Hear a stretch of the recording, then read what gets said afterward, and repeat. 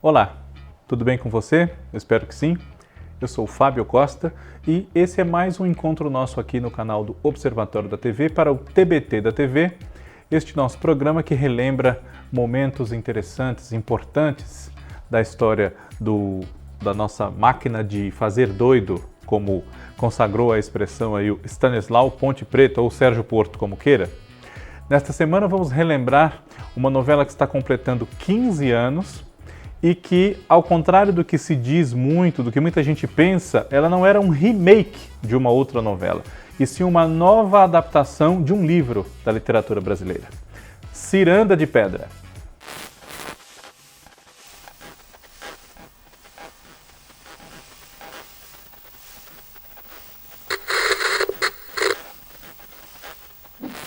Antes de começarmos a falar aqui sobre a novela Ciranda de Pedra, vou fazer os pedidos que eu faço sempre a todos vocês. Quem não for inscrito ainda aqui no canal, inscreva-se, ative no sininho as notificações para não perder nenhum dos nossos programas. Todo dia, entre segunda e sexta-feira, tem sempre um diferente, né?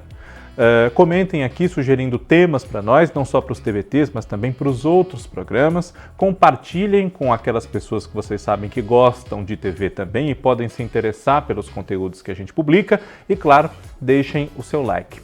Fazendo tudo isso, vamos continuar crescendo como já estamos e chegando a cada vez mais pessoas. Tem chegado aqui comentários novos de pessoas que antes não acompanhavam o canal, estão descobrindo por agora. Um aumento bastante interessante no número de inscritos nas últimas semanas, em parte atendendo a esse meu apelo, né? Se você já assistia, ou então é gente que chegou porque alguém compartilhou com ela, enfim. Agradeço a todos vocês. E vamos em frente. Ciranda de Pedra é um romance de Lígia Fagundes Telles, que foi adaptado pela primeira vez para televisão em novela pela TV Globo em 1981. Foi uma novela das 6, escrita por Teixeira Filho e com direção geral de Reinaldo Buri. Depois, em 2008, e é desta versão que nós vamos falar no TBT de hoje, Alcides Nogueira fez uma nova adaptação do livro, com o mesmo nome, Ciranda de Pedra, mas não é um remake da novela de 1981. Pode ter até uns elementos comuns, enfim, porque, salvo erro da minha parte, isso é possível devido ao fato de a emissora ter os direitos sobre aquela história originalmente produzida, etc., mas não tem os mesmos rumos, as mesmas propostas, nem da primeira novela e nem do livro. E registre-se aqui, como se comentou muito na imprensa na época, né? Lígia Fagundes Telles, que estava viva na ocasião, só faleceu recentemente, né? Ela gostava do trabalho feito pelo Alcides Nogueira nessa nova adaptação e comentava isso com ele. Ele mantinha contato com Lígia Fagundes Telles para saber o que ela estava pensando, o que ela achava das modificações, das inclusões de personagens, de entrechos, enfim. Do que é que se trata essa história de Ciranda de Pedra, que estreou novamente como novela das 6 na TV Globo no dia 5 de maio de 2008? A protagonista se chama Laura. Essa história se passa no fim dos anos 50, ao contrário do romance e da primeira novela, que se situa na década de 40, e mais precisamente em 1958 se passa a novela Ciranda de Pedra, e a protagonista é a Laura, vivida pela Ana Paula Arósio. Muito se comentou na época que Ana Paula Arósio talvez fosse muito jovem para interpretar a personagem.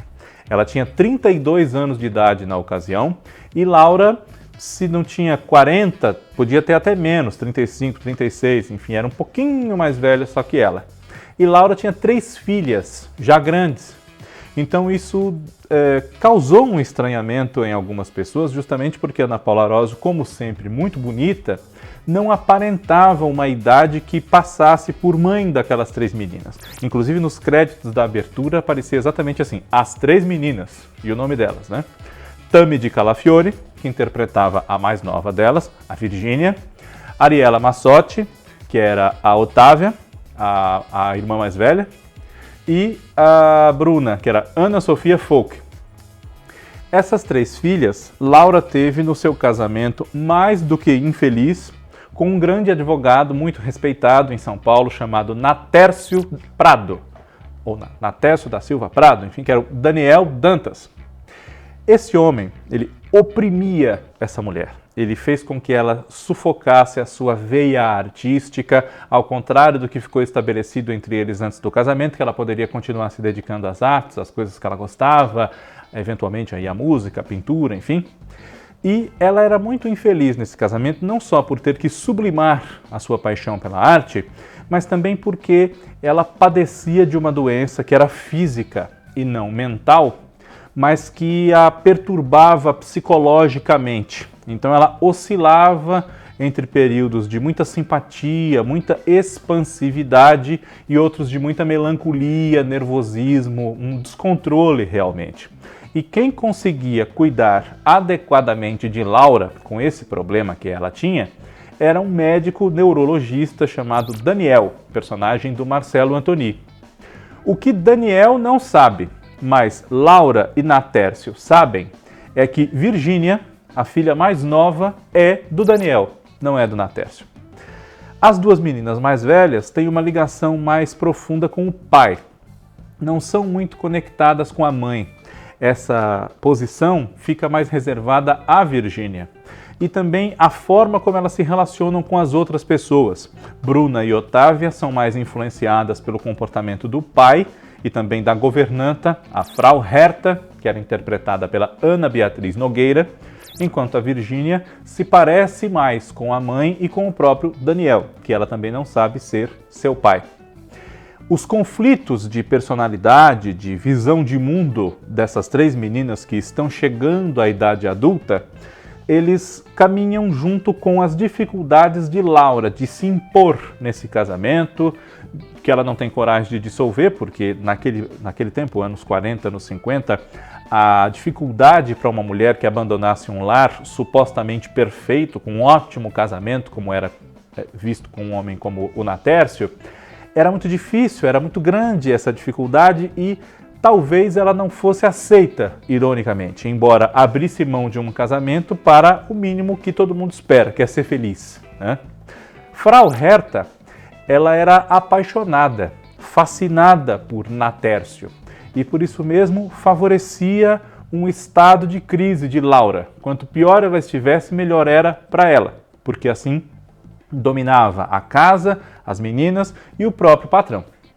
Ela tem um sobrinho de muito mau caráter, que vive de expedientes, não quer saber de grandes trabalhos na vida, chamado Afonso, que é o personagem do Caio Blatt, e justamente Afonso vai trabalhar no escritório de advocacia de Natércio, passa a perna no amigo, num camarada que estende a mão para ele lá no escritório, que é o Dr. Rogério, papel do Cláudio Fontana, e rouba-lhe a sua condição de namorado, posteriormente noivo da Bruna.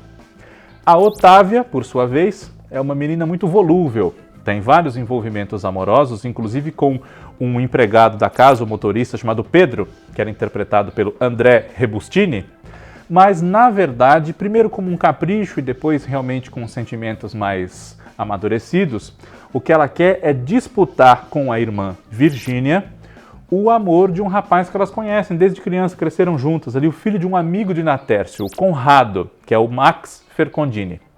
O pai de Conrado é um industrial chamado Cícero Cassini, personagem do Osmar Prado, que é casado com Dona Julieta, a Mônica Torres, e além do Conrado tem com ela uma filha, uma jovem tenista, que tem como seu ídolo outra tenista, essa da vida real, que estava no momento de consagração nessa época, fim dos anos 50, começo de 60, Maria Esther Bueno. Essa personagem se chamava Letícia e era interpretada pela Paola Oliveira. Aí nós temos uma diferença e uma curiosidade, né? A Mônica Torres, que interpretou a mãe da Letícia, foi a Letícia na versão dos anos 80. E um tom de homossexualidade, um comportamento que talvez, ainda mais na década de 2000, fosse considerado inadequado, ainda mais para uma novela das 6, foi tirado da novela. Então, a Letícia da Paola Oliveira não tinha demonstrações de sentimentos, de afeto, de desejo por outras moças. Não. Ela teve envolvimentos amorosos no decorrer da novela com um milionário muito excêntrico chamado Arthur X, que é interpretado pelo Guilherme Weber. Ele entra na novela com o bonde andando, não está desde o começo. E também com o próprio Dr. Daniel, quando Laura se vê obrigada a voltar para casa por conta de chantagens, pressões e violências psicológicas que ela sofre da parte do Natércio e da Frau Herta. Mas no final, e não vamos terminar o vídeo agora, mas só para comentar isso, né? No final da novela, Alcides Nogueira deixou ali sugerido, vamos dizer assim, que a Letícia, depois inclusive das desilusões amorosas que teve e querendo levar adiante a sua carreira no esporte, ela ia fazer uma viagem na companhia de uma amiga sua treinadora até, se eu não me engano, que era interpretada pela Ana Furtado. Então, ali, vamos dizer que Letícia teve o seu desfecho, até romântico também, com essa personagem, uma outra mulher, né? Além desses personagens do núcleo rico, digamos, de Ciranda de Pedra, as famílias que se relacionavam intensamente, ali os Prados e os Cassines, temos outro núcleo que é situado no bairro da Vila Mariana, onde morava o Dr. Daniel. Nessa parte da novela, onde há os personagens pobres, por assim dizer, também se concentravam os alívios cômicos da história. Um deles vinha de uma personagem interpretada pela Leandra Leal, que se chamava Elzinha. E ela se apelidava de Elzinha Biscoito Fino. Eu sou um biscoito muito fino. Ela queria arrumar um homem rico, bem posto na vida, enfim. Mas por trás de uma aparente futilidade, de uma aparente sensação de ser melhor do que os outros, Elzinha era uma moça muito boa, de muito bom caráter, não era qualquer um que levava ela no bico, não, e já havia sido enganada, usada e jogada fora. Inclusive, tanto usada e jogada fora que ela teve uma filha chamada Lindalva, que era interpretada pela Ana Carolina Lanes, que depois de um tempo foi a filha da Carminha e do Tufão, ou melhor, do Max, na Avenida Brasil, né? E ela foi criada, essa menina, por conta do fato da Elzinha não ser casada, etc., foi criada como irmã de Elzinha. Irmã dela e também de Margarida, uma moça muito bonita, muito doce, que ganhava vida como professora e era interpretada pela Cléo Pires. As duas eram filhas do Memé, que era o apelido de Palamedes, o personagem do José Rubens Chachá, um cabeleireiro que fazia muitas experiências com novas tintas, novos cremes, novos produtos em geral para os cabelos, nos próprios cabelos. Isso gerava cenas cômicas com ele com o cabelo das cores mais variadas, ou arrepiado, enfim, às vezes dava errado, né, o que ele queria fazer. E a mulher dele se chamava Dona Alzira, era uma quituteira, salvo erro meu. Às vezes a memória dá uma enganada na gente, né? Era interpretada pela Clarice Nisquier, que nos últimos anos se tornou bastante conhecida não só pelos muitos trabalhos que ela já fez na televisão, no teatro, etc., mas por temporadas que ela fez aqui no Teatro Eva Herz, em São Paulo, de uma peça chamada A Alma Imoral, da obra do Newton Bonder, né? Pois bem, essa moça, a Margarida, a filha do Memé e da Alzira, ela se apaixonava por um rapaz que vem de Santos para trabalhar. Ele era engenheiro de formação, o Eduardo, que era o Bruno Galhaço, e ele vinha de Santos para a capital de São Paulo justamente trabalhar na empresa de Cícero Cassini. Começa por baixo, mas logo ganha a confiança, a amizade do patrão, e isso cria um conflito dele com o Conrado, que é o filho e que se sente um pouco preterido naquela relação do dia a dia com aquele homem de sangue quente, que era o pai dele, que se vê encantado com o tino industrial do Eduardo. E nessa família deles, além do alívio cômico representado pela Elzinha na novela, que com ela tocava uma música que era a Fernanda Takai, que cantava, que era em gravação original da Nara Leão, né? Vivo esperando e procurando um trevo no meu jardim, que faz parte da versão original de 81 na trilha também, o trevo de 4 folhas, né? E a relação entre Memé e a sua sogra, Dona Ramira, que era a Valderez de Barros, era muito conflituosa, porque ela vivia implicando com esse genro, vivia dizendo que ele tinha amantes, casos fora, tudo criado pela cabeça dela, porque o homem não dava motivo nenhum para que ela falasse esse tipo de coisa, mas ela queria porque queria intrigar o Memé com a filha, para a filha se ver livre dele. E ele era um bom homem, não tinha porquê, isso era pura implicância dela. E ela tinha uma amiga de quem ela falava bastante, chamada Prosópia. E a tal da dona Prosópia só aparece em cena no fim da novela, uma participação especial da Laura Cardoso. Muito especial, como sempre, né? Como tudo que a Laura faz. Nesse núcleo da Vila Mariana também havia uma pensão, que era de propriedade da personagem da Rosa Maria Colim, onde trabalhava a Ermila Guedes, que era responsável ali por tudo na pensão, a divina essa personagem. E ali morava, por exemplo, além do Eduardo, né, morava a Dona Alice, que era a personagem da Daniele Suzuki, a secretária do Cícero Cassini. Na Mansão dos Prados, além da Mônica Torres, que nos Cassines foi a filha e agora era a mãe, levando-se em conta as duas versões, na Mansão dos Prados havia o personagem do José Augusto Branco, o Silvério, que era uma espécie de mordomo e ao mesmo tempo de governante ali da casa, né? Embora todos os funcionários respondessem a Frau Hertha. Silvério era o personagem dele nessa versão, o pai do Pedro, o motorista que eu citei, que no início da novela tem um romance ali, um caso com a Otávia, né? Mas na versão de 1981, José Augusto Branco também participou e interpretava um médico ligado ao Daniel, chamado Doutor Ladeira. São os dois únicos atores que participaram das duas versões, o José Augusto Branco e a Mônica Torres, né?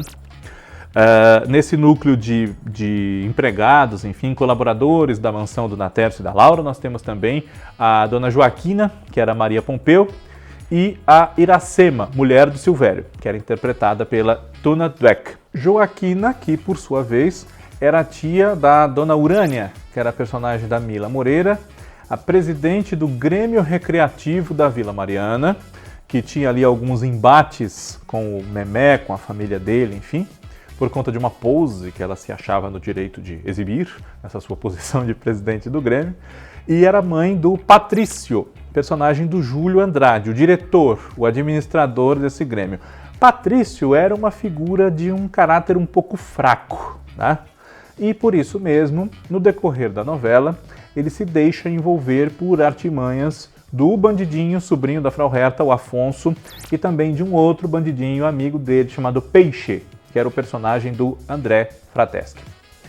Essa novela, ela tem uma grande diferença em relação à versão original, no sentido de que as filhas, no livro, salvo erro da minha parte, que eu já o li faz alguns anos, e na novela dos anos 80, as três filhas da Laura e do Natércio, Laura e Natércio, que eram a Eva Vilma e o Adriano Reis, na versão de 81 do Teixeira Filho. Elas haviam sido criadas separadas, as duas do Natércio com ele e a do Dr. Daniel, que era o Armando Bogos, com ele e a Laura. A Virgínia, no caso, era a Lucélia Santos. E as irmãs dela, a Bruna, a Silvia Salgado e a Otávia, a Priscila Camargo. Muito bem. Nessa versão de 2008, Alcides Nogueira preferiu fazer com que elas tivessem crescido juntas. E o Natércio rejeitando sempre ali, tendo uma relação diferente com a Virgínia em relação às outras duas, né? Quem já leu o livro sabe que ele não tem por ela nenhum amor de pai, porque ele sabe que ela não é sua filha, né? Isso a gente só sabe depois, mas enfim. E talvez, claro que como eu disse no começo aqui do TBT, é uma outra adaptação, uma outra visão que se teve da história para contá-la, na sua época ali, final da década de 2000, enfim, mas talvez, quem sabe, funcionasse de uma outra forma para o público se houvesse esse choque do convívio das irmãs, não apenas por algum tempo que ela acompanhou a mãe, então, mas da vida toda realmente, como é no livro, né? A Virgínia não convivia com as irmãs dessa forma. Só já perto da idade adulta é que ela passa a conviver, especialmente porque a mãe morre, né?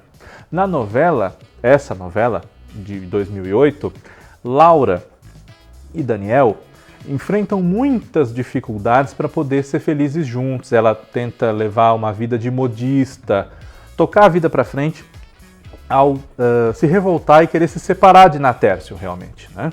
E haja cenas de muito amor, muito sofrimento desse casal ao som da nossa agora saudosa Gal Costa, né? Com uma música que era assim, a música se chama E Daí? Ela fala: proibiram que eu te amasse, proibiram que eu te visse, proibiram que saísse e perguntasse a alguém por ti, né? Proíbam muito mais, mandem avisos, peçam conta, façam guisa, e daí, né? E no fim de Ciranda de Pedra, há uma sugestão de que talvez a Laura e o Daniel, apesar do Natércio, depois de muitas vilanias, acabar preso, ele inclusive mata a Frau Herta no final dessa história. Ele a envenena para se ver livre dela, porque ela fica indomável, né? E também tomada, castigo, né? Tomada por uma perturbação psicológica seríssima, né? E apesar de poderem se ver livres até de Natércio e da própria Frau Herta, fica ali uma sugestão para nós de que a Laura e o Daniel morreram. Eles realizam o seu amor numa praia deserta, bem longe, enfim. Enquanto no desfecho da história se passam cerca de 10 anos e nós encontramos a Bruna, depois de um casamento muito desgraçadamente infeliz com o Afonso, também livre dele, né? Ela dedica-se a algo que não é ser esposa, ser religiosa, se preparar para ser mãe, enfim, mas a uma carreira de advogada, e advogada como o pai, né? E Otávia é feliz com o Conrado, porque Virgínia, ela não quer seguir o exemplo nem das irmãs nem da mãe, ela não quer se devotar, ou pelo menos não unicamente, a um relacionamento amoroso. E depois de formar ali um conflito com Eduardo e Conrado, numa disputa por ela, enfim, acaba que Eduardo se casa com a sua namorada inicial da história, a professorinha, a Margarida, o Conrado com a Otávia, e a Virgínia nós a encontramos no meio das passeatas estudantis contestadoras do regime militar de 1968, né? Ela vai poder realizar na sua vida, embora a diferença seja de poucos anos, coisas que foram impedidas por uma série de circunstâncias, a própria mãe das 3 meninas, a Laura, né? Mas fica uma ideia para nós ali de que o Daniel e a Laura possivelmente morreram, mas, mortos ou não, terminam juntos, né? Ao contrário da novela e do livro, da novela anterior, né? E do livro em que a Laura morre.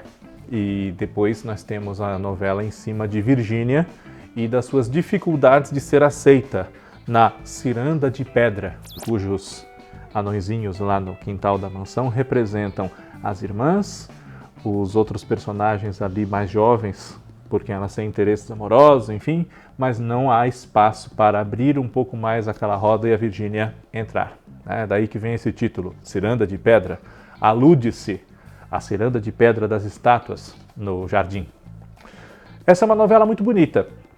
Quem acompanhou as duas versões, por um motivo ou outro, às vezes prefere a original, que tinha um outro elenco, claro, enfim, mas foi muito bem produzida. Reencontramos através dela a São Paulo dos anos 50, cada vez mais transformada numa grande metrópole, afastando os resquícios de uma cidade um pouco mais interiorana, um pouco mais ligada a outras tradições e se tornando realmente o grande centro do Brasil, embora naquele momento o Rio de Janeiro já se preparasse para deixar de ser capital e surgisse uma nova grande metrópole do Brasil, Brasília, logo mais seria inaugurada, já estava em obras quando a novela é ambientada, né? E a Elzinha, antes que eu me esqueça, não dá pra gente falar de todo mundo, né? São muitos personagens, uma história bem elaborada pelo Alcides, também pelo Mário Teixeira, que escrevia a novela com ele, Lúcio Manfredi, Cristiane Dantas, né? Elzinha acaba tendo uma chance de ter um homem bom ao seu lado e que gostava dela e que ainda por cima era muito rico, Cícero Cassini, que entre as maldades de Natércio perde a mulher, a Julieta, que é vítima de uma sabotagem de carro, sofre um acidente, ela morre. Então Cícero, viúvo, depois de conquistar o coração da Elzinha, passando-se por um mendigo chamado Menelau, ele começa a andar pela Vila Mariana, se fazendo passar por um pobre diabo, e quando era muito rico, né, ele acaba se casando com essa moça, a Elzinha, que ele via que, além de muito bonita, valia a pena. Não era o que muita gente dizia dela, inclusive. Natércio morre, como eu disse, merecidamente. Foi uma interpretação do Daniel Dantas muito boa, que dava raiva. Esse papel poderia ter sido do Fábio Assunção, que não pôde aceitá-lo. Salvo erro meu, também foi oferecido ao Marco Rica, mas ficou com o Daniel Dantas, que inicialmente faria o Memé, e foi mudado de papel. Para o lugar dele, convidaram Paulo Betti, que acho que chegou até a fazer prova de figurino, esse tipo de coisa, mas acabou não fazendo a novela. E foi convocado, então, como eu disse, o José Rubens Chachá. Logo mais, essa novela, se não for reprisada na própria TV Globo, ela pode pintar na tela do canal Viva ou no Globo Play, né? Agora que está fazendo 15 anos, já tem tempo para isso, né? Ciranda de Pedra. E uma última curiosidade. O tema de abertura era cantado pela Elis Regina, uma música chamada Redescobrir. E essa música já havia sido usada como tema de abertura também em 1996, numa outra novela que também tinha Ana Paula Arósio no elenco, chamada Razão de Viver.